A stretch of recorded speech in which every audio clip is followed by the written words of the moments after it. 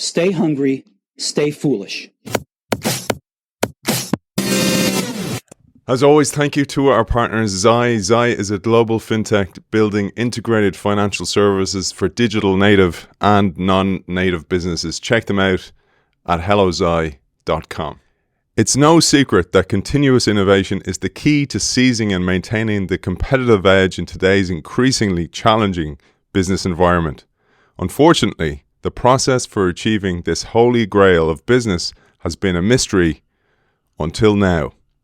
Today's book delivers a proven system for building relentless innovation into your company's DNA. Our guest, a professor and former dean of executive education of Insead, explores the essential practices of many of the world's most innovative organizations and demonstrates how you can leverage them in your own company. You'll learn how to drive innovating in product design and creative use of technology, as well as business activities such as business model redesign, customer service, distribution, finance, talent development, and sales. The big question on the mind of every business leader today is, what can I do to create extra value for my company and the customers we serve? This book provides everything you need to transform your organization into an innovating engine that continually produces new products and processes to generate enormous new value for you and for the customers you serve. It is a great pleasure to welcome the author of Built to Innovate, Essential Practices to Wire Innovation into Your Company's DNA, Bensaou. Welcome to the show. Thank you for having me on the show. It's wonderful to have you on the show. And behind me, for those watching us on YouTube, I have 2 copies. That means there's a copy up for grabs for you. Just sign up to the innovationshow.io newsletter and you'll be in with a chance to win that book. It's a fascinating read. It's packed full of examples, Ben, many of which you've worked on firsthand, which is very unusual and wonderful because we can dig into some of those examples. And for that very reason, today will be a part 1 of part 2 because there's so much in this book and I'm really eager to share, and Ben has kindly agreed to do a part 2. So today we'll do part 1. We'll get through as much as we can and then we'll get into part 2 the next day. Before we start, there is some important aspects, Ben, I'd love to share and to clarify with our audience. These are useful lenses through which to read the book, and for today, for those people who are listening to us, to listen to today's show. The first is the duality of business between executing and innovating, those engines, the execution engine and the innovating engine. The second is the subtle difference in wording that I mentioned there, but a dramatic difference in reality between innovation and innovating. Perhaps you'll start with that and clarify those different lenses. Yes, I'd love to. Well, actually, this distinction I use not to make, and I've been, teaching, training, helping companies to implement innovation, develop a culture of innovation. And what I had noticed a while ago is that each time I walk into a room and I talk about, okay, let's do innovation, let's learn about innovation, I found that the word innovation as a noun was very intimidating, especially to, actually to everybody, middle managers, frontline employees. And it was really unsettling. Why was there so much anxiety and fear? And I kind of understood that very often when people were sent to a training on innovation, they had this funny feeling that when they went back, they were expected to deliver something, to deliver a new product, a new service, something concrete. They were expected to deliver an outcome, a result. And then, of course, these things happen almost by serendipity, by chance. I started to talk about the verb. I used the verb. I said, well, let's learn how to innovate, or let's try to be more innovative. And I had this feeling that the tension was gone. And it really puzzled me. And I found out after testing it many times that when you use the verb, and naturally it signifies action, it signifies activities. People understood that when we said, let's learn how to innovate, it was about learning a process. It's about learning some activities where you can actually use tools. And this is something that can be learned. Very often people associate innovation the output, with a genius leader, some sort of founder, somebody who has it in his DNA, his or her DNA. But if you talk about innovating as a process, this is something that can be learned by anybody. So, I mean, this is the distinction I learned how to make, and actually, I use another metaphor that people seem to be receptive to. I think of, and I talk about innovation as like the tip of the iceberg. What you see, the mountain that you see above the water level. And this is the output. This is the iPhones of this world. This is the business models of this world.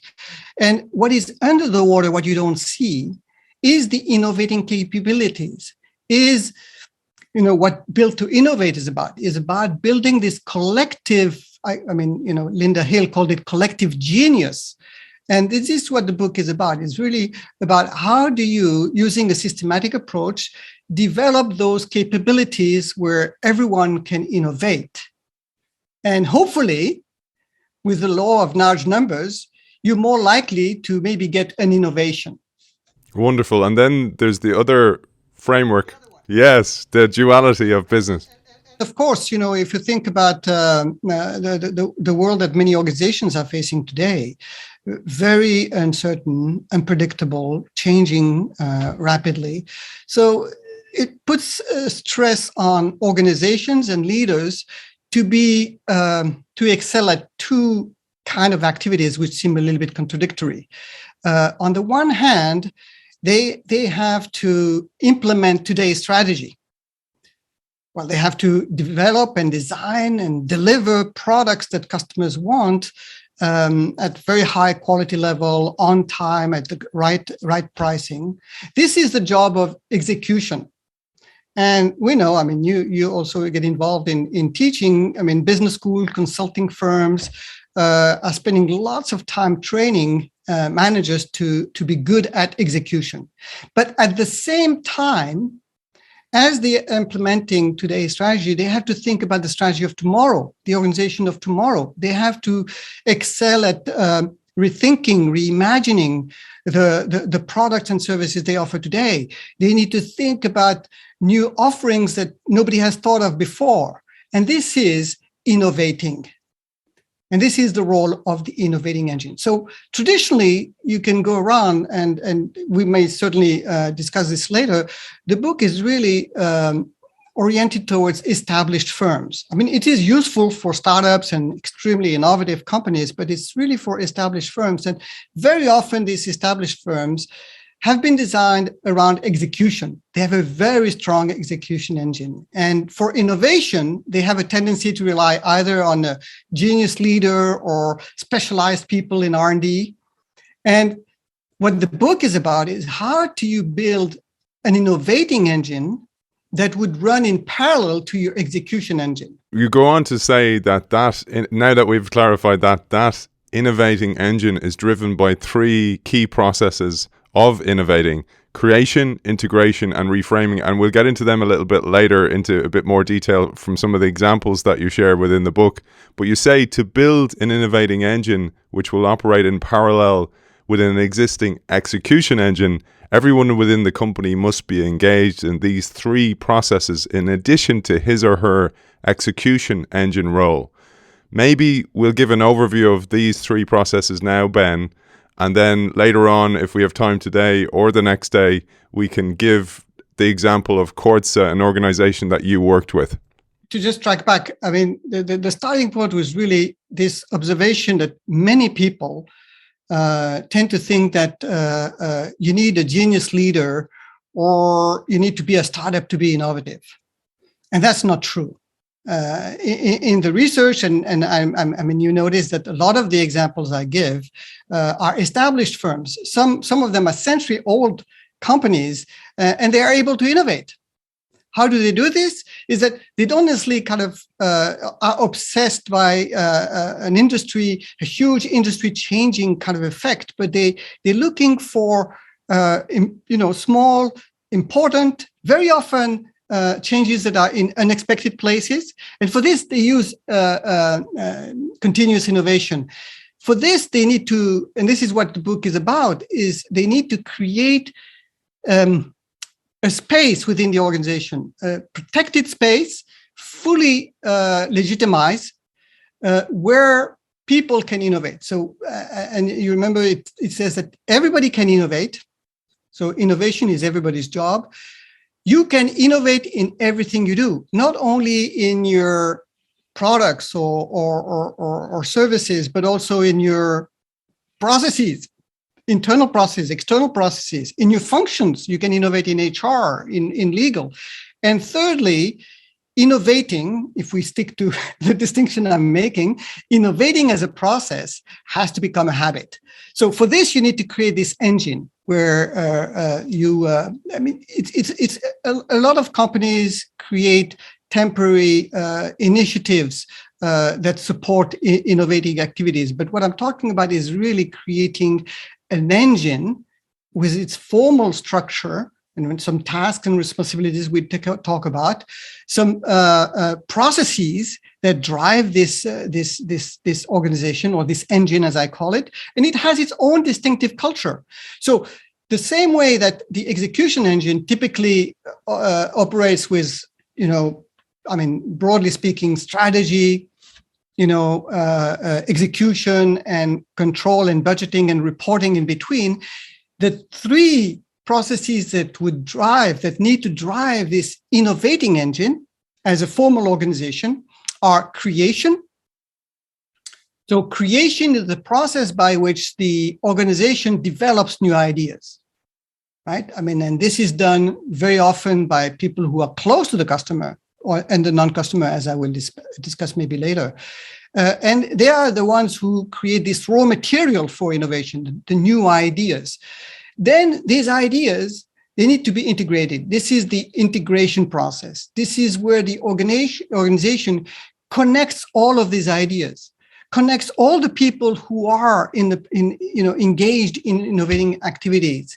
And it also is the process by which you winnow these ideas, you channel them, you select them, you may prototype them, and some will come out of the process, usually a stage gate type of process, and they are moved onto the execution engine to be implemented. And then the third process for innovating that is important is what I call the reframing process.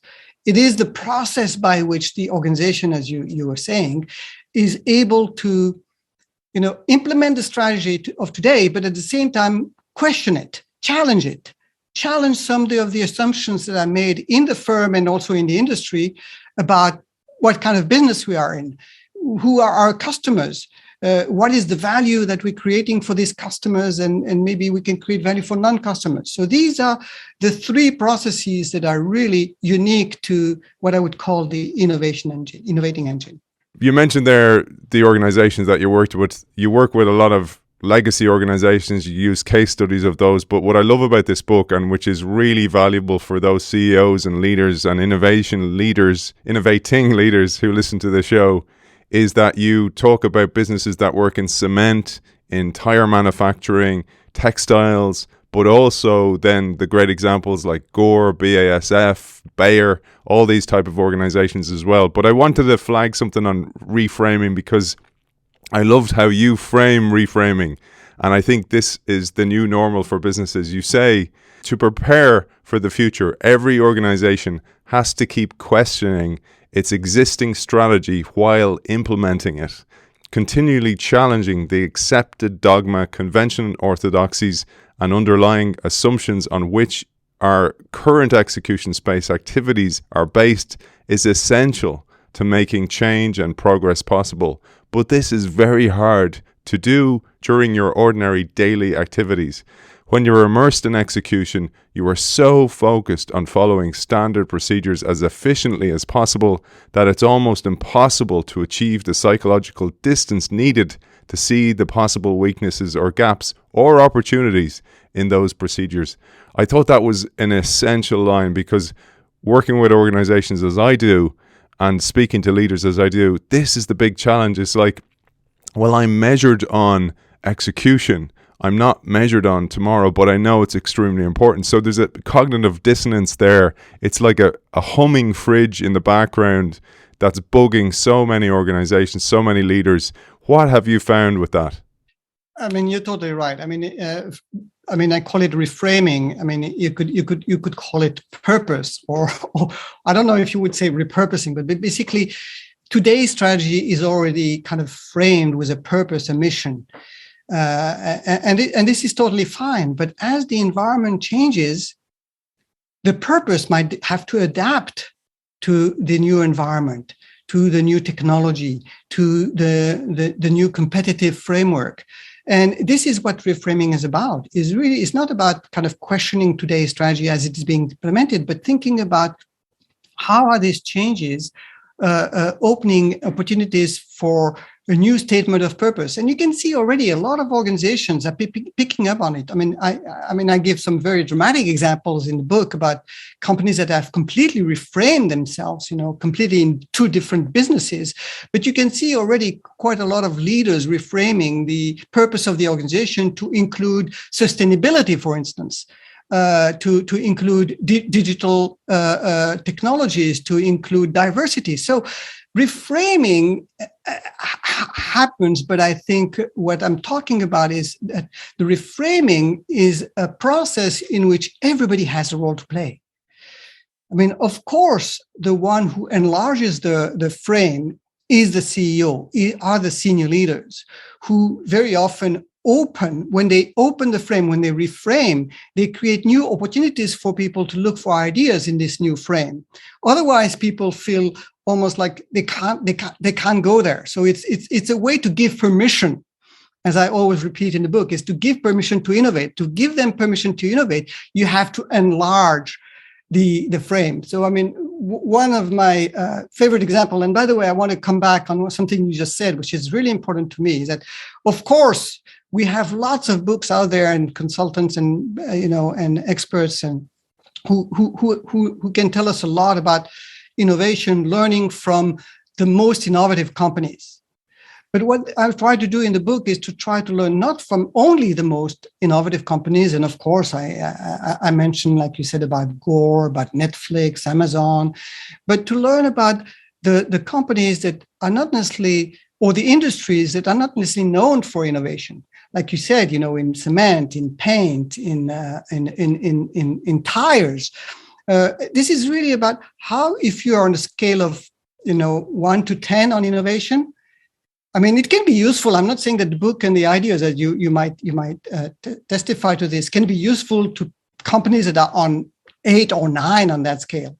But really, the book is targeted for companies that are around 3, 4, and want to move to 8 or 9. So this is really why I tried to make sure that we would talk about companies like Kordsa. Kordsa, if you remember, this is a Turkish company who makes textile that goes into tires to reinforce tires.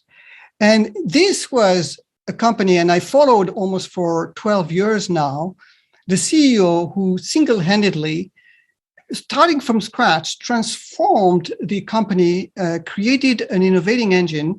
And this was a commodity supplier. I mean, you can imagine this is just textile that goes into tires. This was a commodity supplier, competition, one of many competing on price.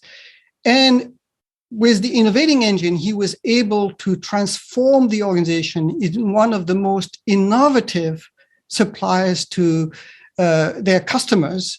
And they supply not only the products, but services and solutions.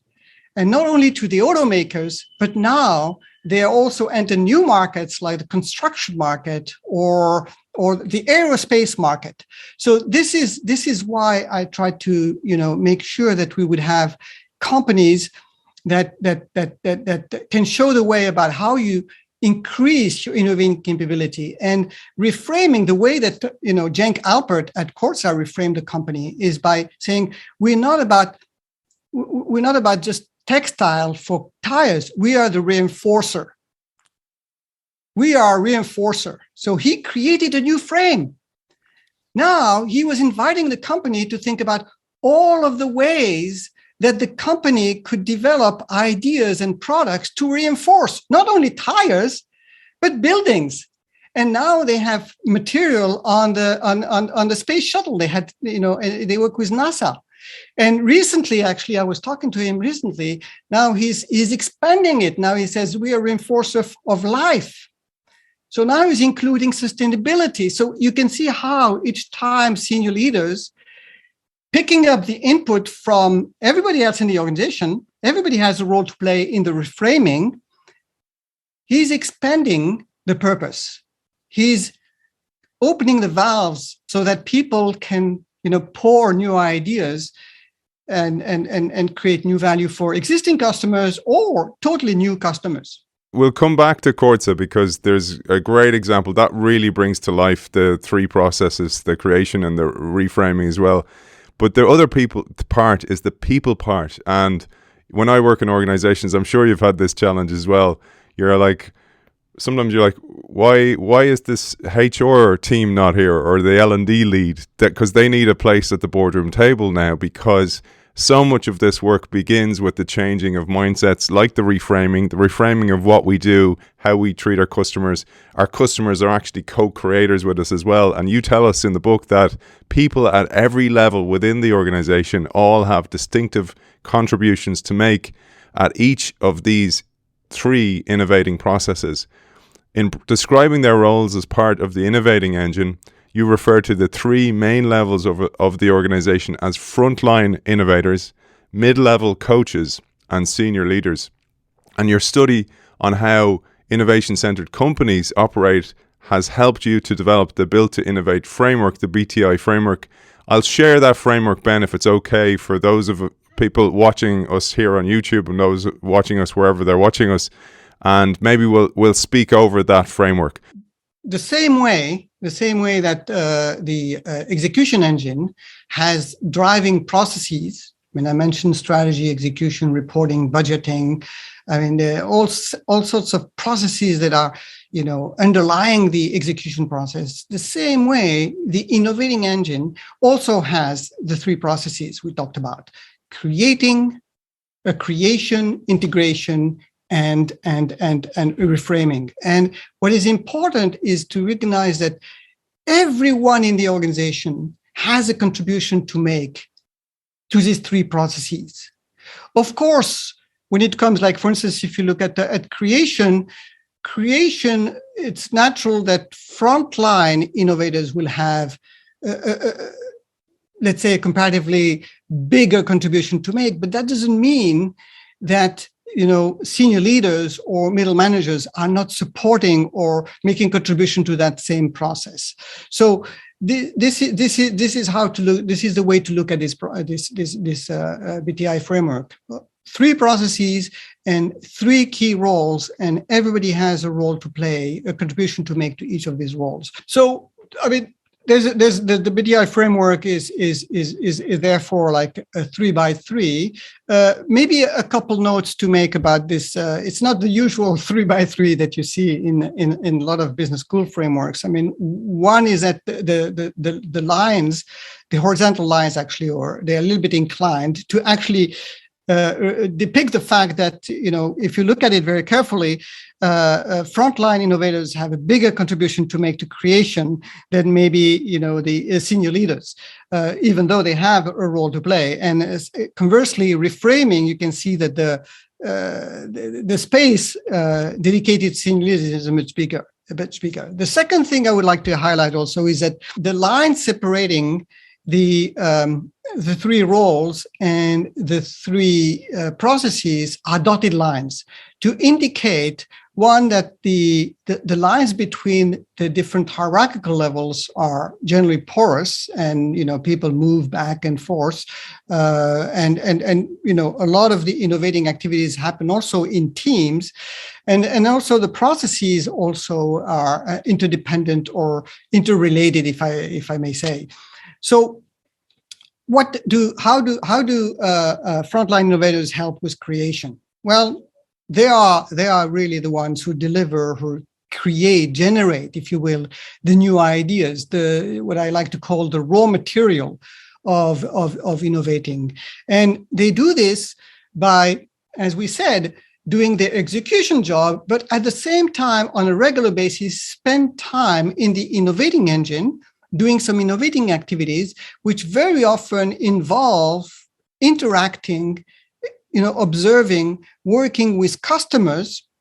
And we'll talk about that later, listening to the silence of the customer, the voice of the customer, and also learning from non-customers. Now, how do middle-level coaches or middle managers help creation? They are the ones who have to somewhat give permission to their teams to get involved in innovating activities. They need to provide support. They are the ones who create the time. They are the ones who give them some training. They're the ones who create some resources for frontline innovators to do their magic, if you will. And at the same time, they are the ones who can review and channel a new idea so that they kind of move forward. The senior leaders have an important role to play in the creation because they are the ones who create the norms and the standards and the incentives for innovators. So a lot of people tell me, we're trying to be innovative. We don't have kind of restriction. No, it's a process like others. There are standards. There are performance targets. There are time limits. So there's as much discipline in innovating as in execution. So the ones who set the standards, the ones who set the norms for creation are the senior leaders, and they are the ones also who give permission and create the incentives for innovating to the frontline innovators. They're the ones who also who give, the rewards and the awards and recognition for the individual frontline innovators when they are successful. Integration, as you can see from the model, the ones who play a very critical role in winnowing, in connecting the dots in the organization between the people, the ideas, and the resources are the middle-level managers. So these are the ones who build this connective process. They are the ones who link also through the stage gate process or through the winnowing process, channeling process. They are the ones who connect the innovating engine and the execution engine. Once the ideas come from the frontline innovators, they go through the process overlooked by the middle managers. And the successful ones, the ones that are prototyped, that are tested and succeed, go into the implementation, execution engine. And the ones who actually cater and safeguard this process are the middle managers. Now, it is not to say that frontline innovators are not helping with the integration process. As innovators, they participate in cross-disciplinary teams. They meet other innovators, internal or external, and actually sharing their innovative practices, their connections, and the customer knowledge that they garner through their activities helps to build this this collective innovating capability of the organization. So frontline innovators are also extremely important to integration process. And of course, this integration process can happen only because, as I said earlier, the innovating engine has a structure, a governance structure with a set of tasks and responsibilities. And I'm sure we'll be talking about that later. And also by creating a common language. I mean, it can be through the training, it can be through the communication of the senior leaders. So the senior leaders take an active role in the integration process. Now, reframing, as I said earlier, reframing is really very much a big responsibility for senior leaders. They are the one who can put innovation at the center of the corporate strategy. They are the ones who reframe the purpose, if you will. They are the ones who, by doing this, allow everybody to challenge the assumptions, to challenge the dogma. Without permission, I very often, when I talk to people, they don't realize that if you don't give permission to innovate, people won't do it. people do it, it would not occur to them. I mean, this is how it very often works in legacy firms. So I always kind of repeat to senior leaders, don't forget to give permission. Don't take it for granted. Don't assume that people will understand that you're giving them permission. Give permission. Make sure that you state it. Make sure that you have as I said, a governance structure that supports that. So this is the main role for senior leaders in reframing. But of course, where does the reframing, the ideas of the reframing come? They come from frontline innovators.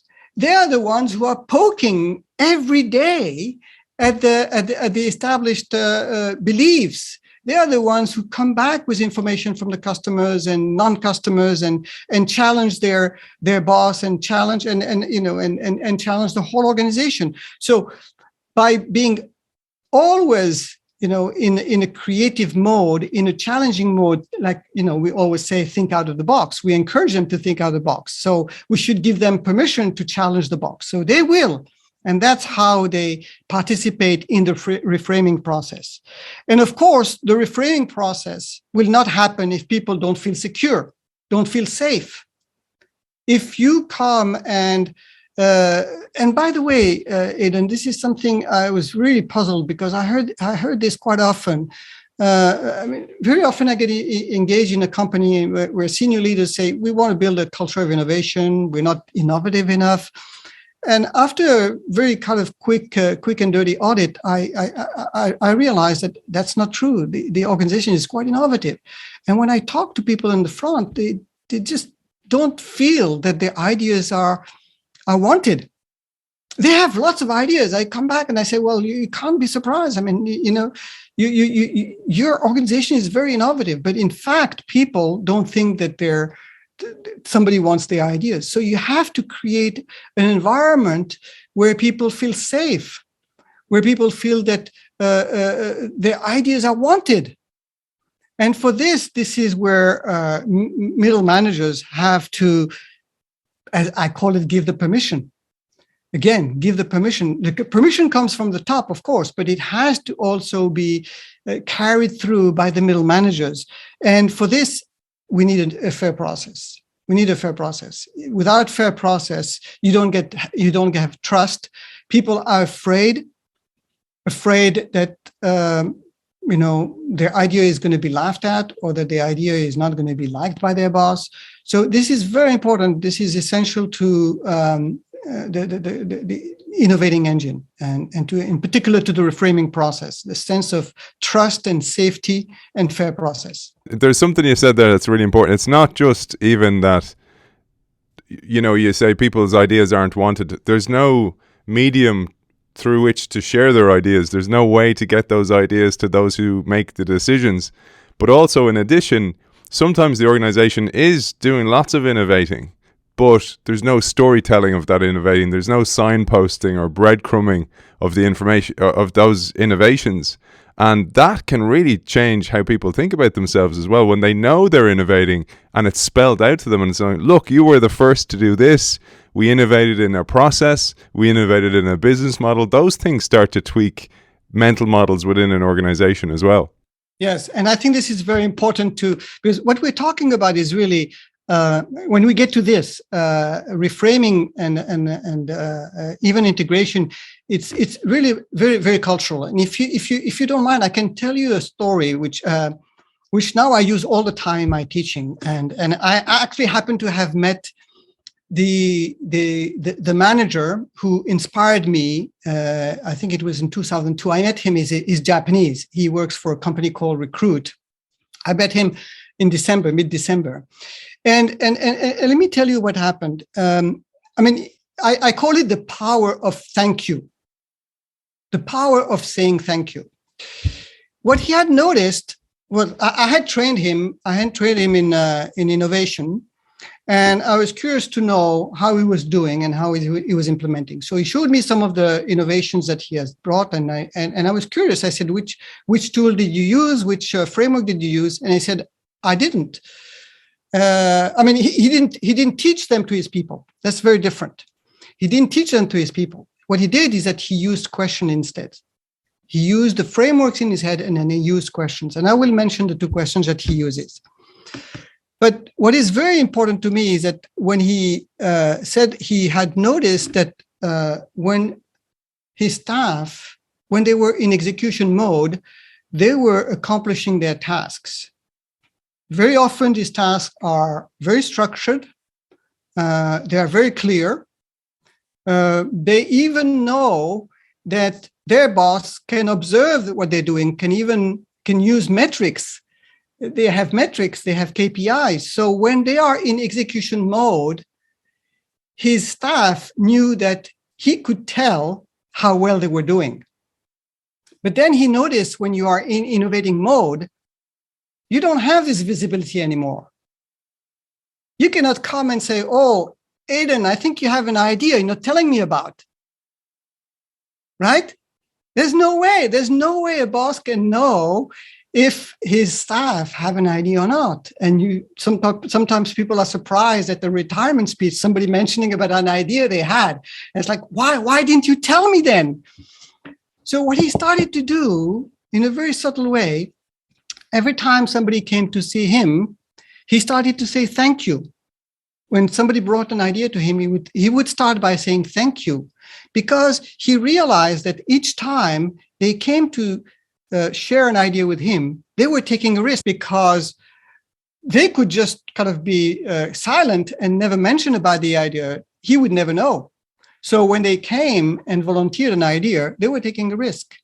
They were effectively giving him a gift. They were making a gift to him. And he told me, when I receive a gift, I say thank you. So from then on, each time somebody came, to him and said, maybe I have an idea, he would just start with thank you. But it's really interesting, because I had this conversation with him recently. Once people started to notice that he wanted their ideas, he was welcoming the ideas. In fact, they understood that bringing new ideas was part of their job. Execution is, of course, their job, but bringing new ideas is also part of their job. And I think this is also an important message I would like to convey with the book, is that innovating is also part of everybody's job, and giving permission, but also making sure that people understand that they are expected to bring innovation. Not that they should be measured on it. I mean, we can come back to who should be incentivized for innovation, but that's a different conversation. But then what happened to him is that people started to flock to his office and bombard him with ideas. And some were brilliant, but a lot of them were not that good. So then he said, I need to do something about this. And then he remembered I had taught him in the book, it's in chapter 2, it's called the value test. And then, as typical of Japanese managers, he didn't kind of impose the framework onto people, like, it's like an authority. What he did is simply asked questions. Somebody would come with an idea. Boss, I have an idea. Well, thank you. Thank you very much. I'm really happy you bring me your ideas, but can you help me with your idea? Can you explain to me, why would customers like this idea? Why? I mean, in the book, it's called willingness to pay. Why would customers be willing to pay? So he would say, and by the way, if the person would know, he would just say, well, why don't you go and ask a customer? So you see, in a very subtle way, he was creating this mindset that when you have an idea, you have to think about the value to the customer first. And then, Brilliant. Of course, people would come back to him, and then they would have like this explanation for why the customer would want the idea. And then he would ask the second question, which is, but what would be the benefit to us to implement this idea? This is the value to the customer, the first question, value to the firm, the profit or the value, if it's an internal process, the value to the firm. And what was really intriguing to me is when he explained to me, he kept doing this for a while. So then one day he noticed one person came to him and said, boss, I have an idea and the customer is going to like it because ABC, and we're going to benefit from it because of this and this and this and this. And this is amazing because what he had done, he had created a new language. He had created a new culture, a new norm. He didn't force people. They kind of learned. He created a discipline within the company where, of course, people talk to each other. And they knew that if you have to take an idea to your boss, he's going to ask this. They talk to each other.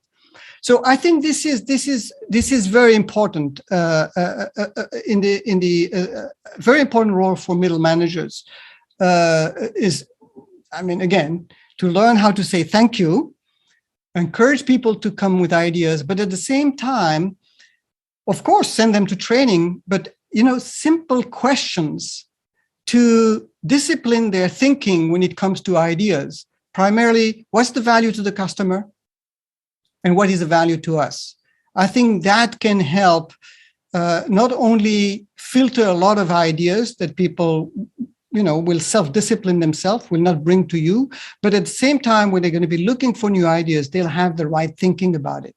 Wonderful. I kind of diverged. This is not your question, but even better, even better. I was laughing to myself. I was thinking of when my children were younger, and the way you panic is when your children are young, you're like kind of going, bring them to the doctor, bring them to the hospital, and there's a triage nurse. I was thinking of that student, the Japanese manager, and he's like got a triage nurse at his door going, firstly, thank you, but here's the questions. And it almost became that way of being a structure.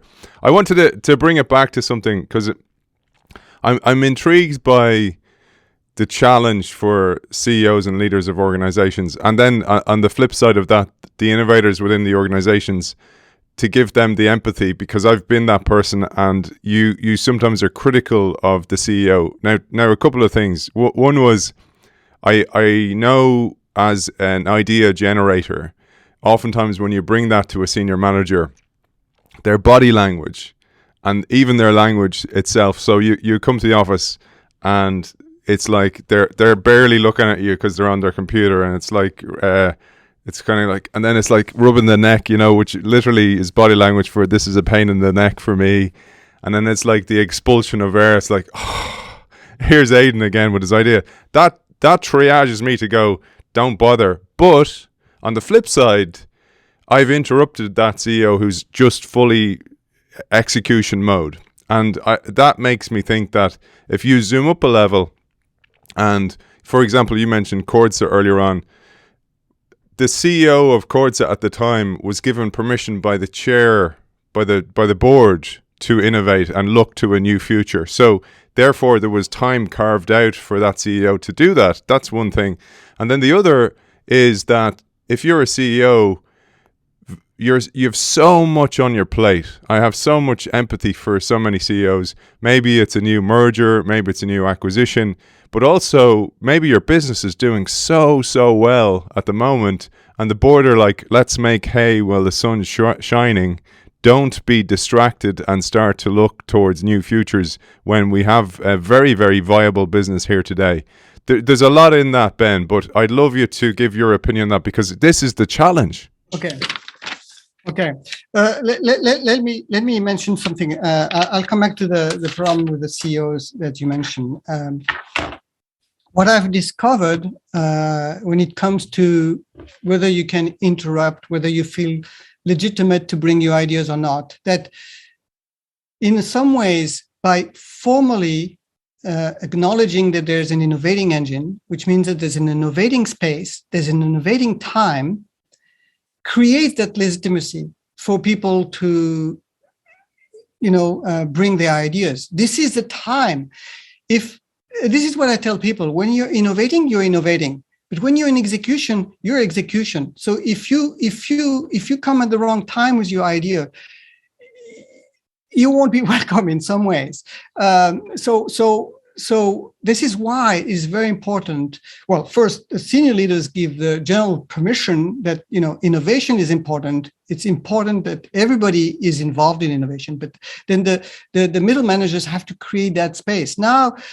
And even I mentioned about the story of Walt Disney, who kind of started this a long time ago by creating even separate rooms for his teams, he called it the reality room and the dream room. So he would bring the same team in what he called a dream room and says, okay, now we've got to find out and generate ideas about new ways to, marvel the world out there and all that. And now you are generating ideas. I call it, let's go crazy. This is a time to do this. And then once the time for innovating, the time and space, and notice now that a lot of organizations create dedicated space, labs, garage, they have all sorts of nice names for it. When you are in that space, it's what I call problem finding. It's about generating as many problems, as many ideas, finding as many new problems to solve for the customer as possible. So when you come out of that an innovating meeting, I tell senior leaders or middle managers, never ask the team, what was the result? What did you find? That's when you're in execution. You see, when you're in execution, you put a team of specialists and they have a problem to solve, which means that it's a very conversion process. They have to find the optimal solution. So when they come out of the meeting, you ask them, what was the solution? They have to have one solution. So this is one way to solve the problem, is to say, when you are in execution, you are in execution. Then you have a protected, legitimized, space and time for innovating. And please be as crazy as possible. We want you to be as crazy as possible. So I didn't bring you ideas. I want your ideas at that time, but not in the middle of the execution. A lot of people talk about ambidextrity, but I think if you put ambidextrity at the level of the individual, people can manage this duality to, be with the customer. I mean, even for people who face the customer, I tell them very simple to spend 10 minutes in your encounter with the customer. Take 10 minutes at the end or at the beginning and switch your mind from execution to innovating and listen.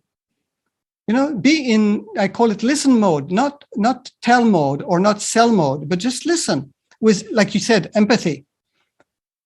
That's what I mean by, creating that space for innovating. This is a protected space and as crazy as possible.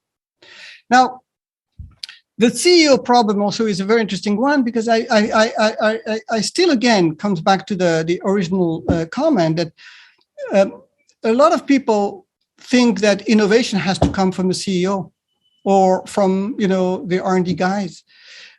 In the model that I showed, the BTI model, of course, CEOs and senior leaders are expected to steer the company and make it innovative and to come up with brilliant ideas. That's fine.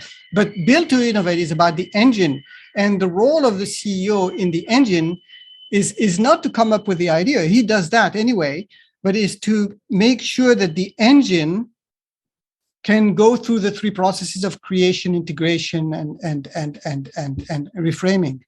And I think this is a way to say that the CEOs have some sort of a role to create and to nurture the engine, just the way they would create and nurture some other organizational entity in the company. I wanted to come back to another challenge for leaders. So we said earlier on, so you mentioned about the framework and the lines between each of the lines of delineation were dotted. And you say in the book, the distinctions among hierarchical levels are often porous and shifting rather than rigid and fixed. And it reminded me also of how in a ever-changing environment, in a business environment that changes the whole time, it reminded me of a line that Bob Johansson, who is a director of Institute of the Future, who's been on the show before, he gave me this beautiful line that you need to be ultra clear on vision, but flexible on how to get there. And the challenge there is many people who work in innovation are constantly pivoting, because they're like kind of going, oh, well, the signposts in the landscape are telling me we need to go this way or that way. The trends are telling me, and my nose and my gut are telling me this is the way to go. But you bring that to a boardroom level, and if a senior executive presents that to the board and kind of going, I know last quarter I said this is what we're going to do, but new information has come along and we're going this way. if you do that enough times, oftentimes the board may lose confidence in you and kind of going, this guy doesn't know what he's at, or this girl doesn't know what she's at.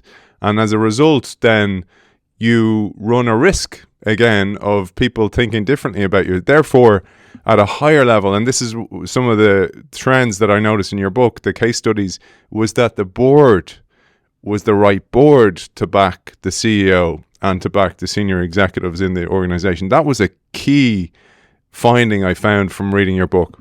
Right. And here I want to come back. Actually, I didn't suspect the distinction between innovation and innovating would be so profound, but this is another place where I think it can also bring some light to the conversation here. What we're talking about, and I don't want to say that it's not connected to innovation. What we're talking about is building an innovative engine. It's about building and nurturing the innovating capabilities of the company, making sure that you enlist and leverage the capabilities of everyone in the organization. So this is not about innovation. For sure, the senior leaders, the CEO have to come up with innovation. But what we're talking about is building capability, competency. And this is where a board can hardly disagree with that. I mean, I don't want to say that it's obvious, but those companies where it happened, that was what it was. People understood that innovation was so critical, so important, that you cannot rely only on a few geniuses in the company. And again, I always challenge people, asking them, what do you do if you don't have them? What don't you do if you don't have a genius leader? Actually, we can think about companies that had a genius leader who is gone or is not there anymore. Did they stop being innovative? No, because you create, an organization that is innovative in spite of the individuals. It is this notion that it's a collective capability. It's a collective genius. And by the way, with the law of large numbers, notice it says anybody, so everybody can innovate. So that makes a lot of people. You can innovate in everything you do. So it's not only in products, it can be in processes. So there's a lot of ideas there, and you do it on a continuous basis. So you increase the sheer volume of ideas, which means that everything else being equal, the probability that you will have some ideas, or out of all these people, you might see a genius emerge, I mean, is kind of statistically increased. That's all what the book is trying to say. Is sure, if you have geniuses, if you have a fantastic R&D capability, of course, this is important. Take care of them, incentivize them, reward them. But what about the rest? There's so much potential. There's so many ideas lying out there, and so much untapped capability. I like to call it capability, not talent. So much capability out there that can help, create new ideas.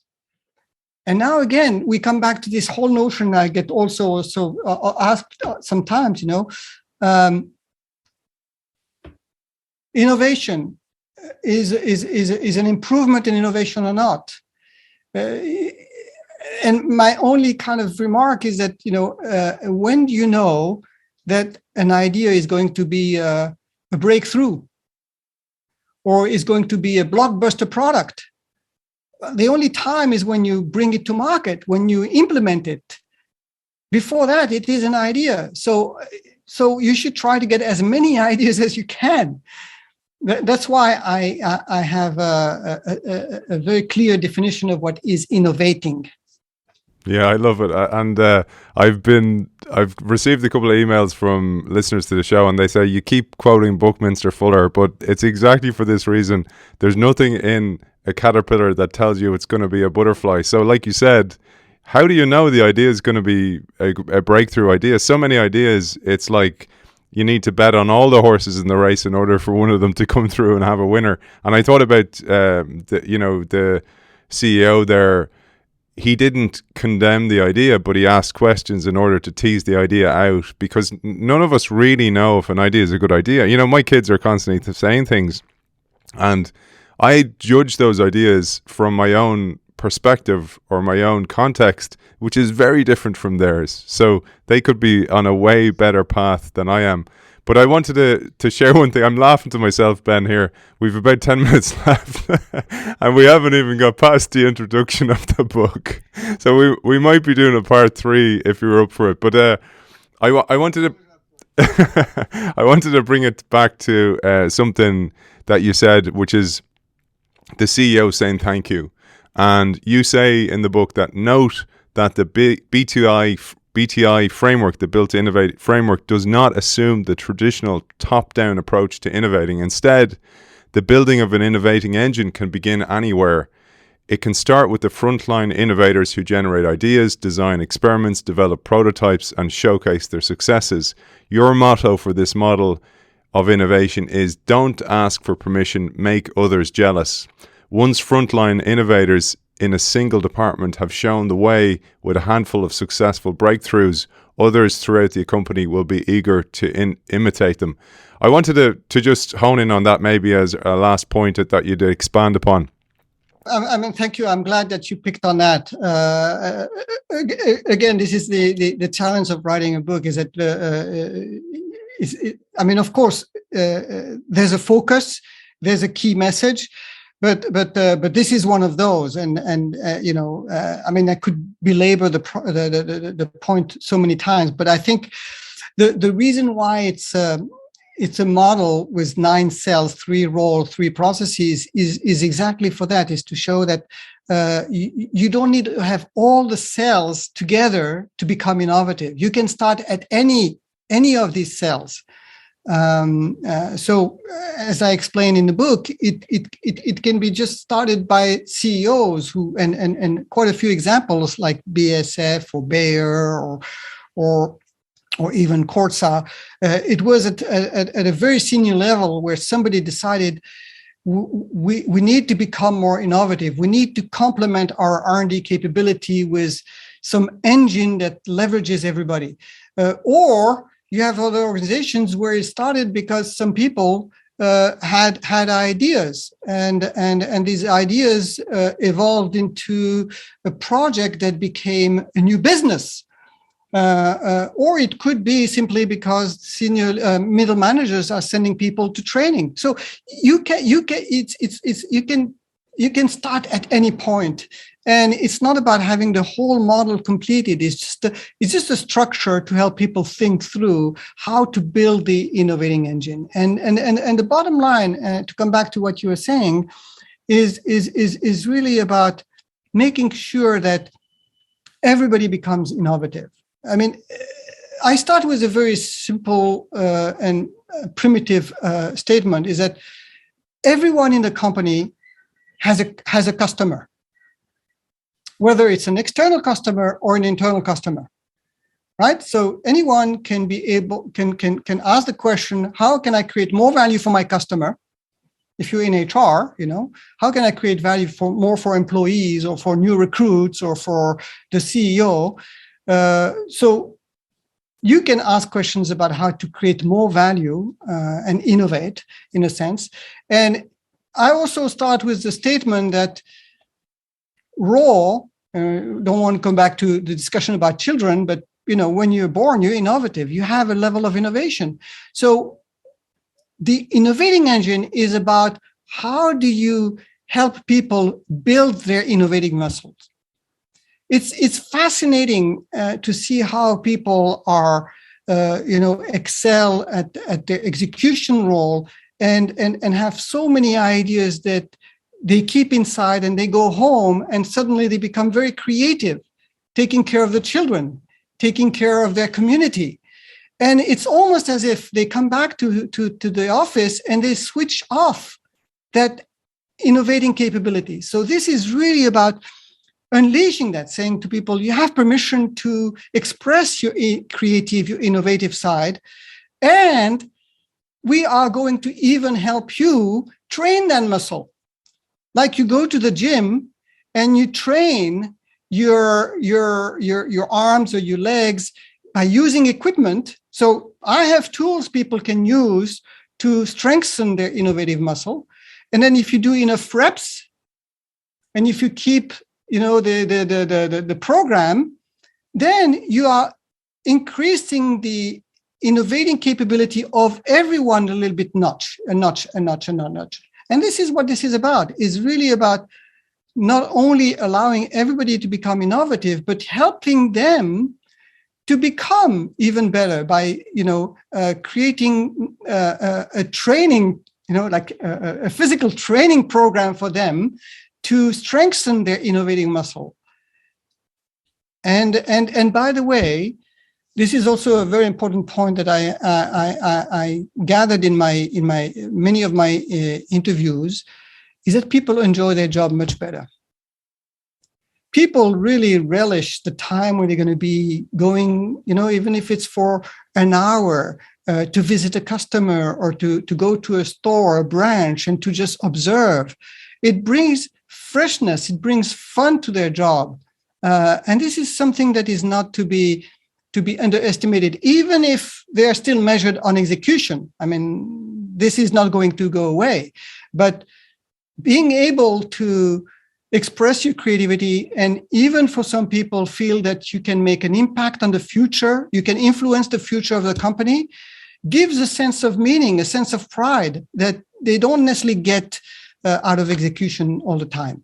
I think that's a beautiful way to wrap up today's episode, Ben. We'll be doing more than two, I think. I'm game for it. It's like we prepared the soil for the book now, so we've prepared to go on there. Just to say, I call that effect where, say, for example, senior leadership or the CEO may say to somebody, Ben, great job on that. I loved your idea. Well done. And then you do that somewhere public where maybe it's, back when we're in the office again or on a virtual town hall, you might call somebody out. I call that the virtual curtain twitcher effect. This kind of thing where somebody's looking out the curtain and kind of going, what's going on over there? Bensau's got a new car. And it creates this kind of jealousy that you mentioned there. And I found it so interesting that it's the very human elements that can actually drive that change, like the thank you, like the acknowledgements, like the shining a light on some of those people. And it may not be just a brand new idea. It may be calling out some part of the organization, some bureaucracy that you get rid of in order to create new space and new time for people to innovate as well. It's fascinating. I have to say, because that motto came again from working with people, and I had always this expression that people used to bring, especially in the Anglo-Saxon culture. Don't ask for permission, ask for forgiveness. This is how people who are on the front line were being told about how to innovate. And I realized that why should they feel they need to ask for forgiveness? Why do they have to feel bad about innovating? If you give them permission, they don't need to ask for forgiveness. They are expected to do it. So that's why I changed the motto. I mean, not for frontline people, but for mid-level managers, is to say, give permission to people. They don't have to feel they need to ask for forgiveness. Give them permission. They will astound you. They will come up with ideas that are going to make you look so good. And this is how you're going to make other people jealous. Your other middle managers are going to say, wow, Aidan, your team is got the awards and they come up with so many great ideas. How did you do that? I mentioned in the book, just to make it very concrete, I think it is Allianz UK, who has an innovation league table that they publish on a regular basis, where every unit is assessed in terms of contribution to innovation. So you can imagine there's some sort of a emulation between middle managers of the different UK operations to, at least not be on the bottom of that list, but to be on the top of that list. And this is very important, because if you try to incentivize the frontline innovators on innovation, you kill it. You're killing innovation. You're creating so much stress that people will be afraid to innovate. But if the team leader, if the unit leader is incentivized on the contribution of the team to innovation, that's a different story. We'll get into some of the case studies the next day. We'll share the framework through the case studies. We'll give a little recap of where we were today. And Ben, thank you for joining. I know it's like 10 p.m. over in Japan. Ben is joining us from Japan. He's going on to do a webinar after this show as well, which is why our time is restricted. I really appreciate you putting in the time. Author of Built to Innovate, Essential Practices to Wire Innovation into Your Company's DNA, Ben Bensaou. Thank you for joining us. Thank you, Aidan. It was so much fun. And looking forward to part 2 at least. Nice one, man. Brilliant. Merci. Merci bien. Thank you. Thank you so much.